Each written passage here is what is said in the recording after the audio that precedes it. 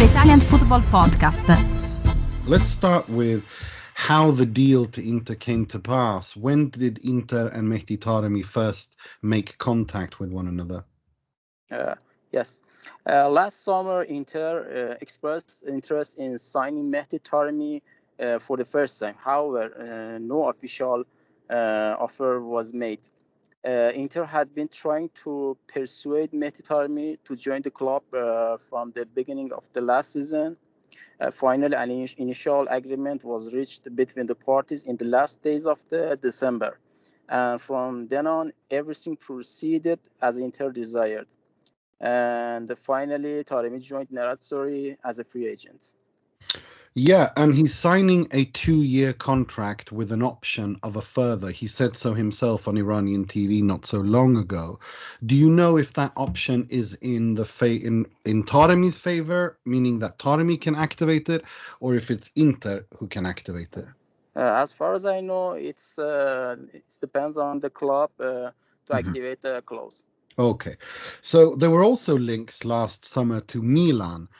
How close was he to Milan? Last summer, Mehdi was so close to joining AC Milan.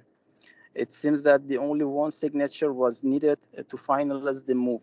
However, for some reasons, the deal collapsed after 2 rounds of negotiations. So why did that move what happened that the move to Milan collapsed?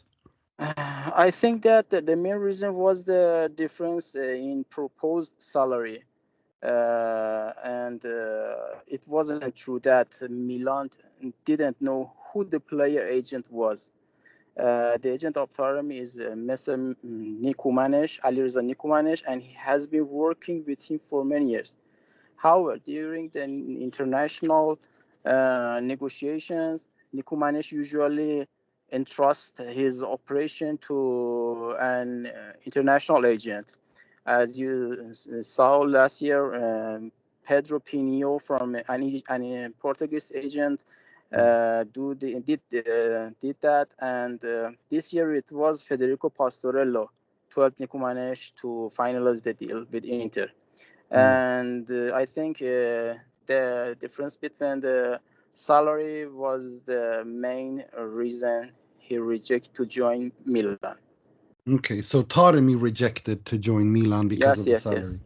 Okay, that's interesting. Okay, let's talk about what kind of a player Taremi is on the pitch tactically. I mean, personally, it's my opinion that having watched him at Porto, when he came to Porto and he stayed at Porto, having played under Conceicao, he's now much more of a complete striker. Would you agree with that? Yes, I agree with you. As you know, Mehdi is a talented player. He's a smart and technically skilled striker who is also physically strong and capable of winning aerial duels. I think he is a killer in the box. I describe him such as this. He is a killer in the box and can score a variety of goals, variety of ways. I think he looks like to Karim Benzema. I described him Iranian Karim Benzema. That's interesting. Yes. And he's also very good at penalties, as we've seen in Porto, and that's as Inter fans will know, we need penalty takers. Only Hakan Çalhanoğlu knows how to take penalties at Inter.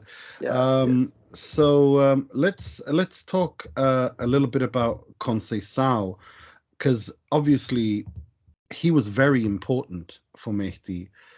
In his development, the player that Mehdi Taremi was, as I mentioned, when he first came to Porto, and the player that he became and now is leaving Porto is completely different. What can you tell us about the importance that Conceicao had for his development as a player? Yes, I agree with you. Conceicao and FC Porto played a significant role in Taremi's development. In fact, Conceicao helped Mehdi to improve in the details. The details can make a difference. I believe that Porto helped Mehdi reach a higher level. It's my idea. What are the traits or best characteristics that Taremi has, and what were the traits that Conceicao improved in the details you mentioned? I think Taremi's standout trait is his exceptional positioning and timing on the field when the team is in attack. He also is good in defending, but in attack he has a good talent. He's a special talent in positioning and timing on when the team in attack, and that enabling him to reach the ball at the optimal time and place to take the final touch.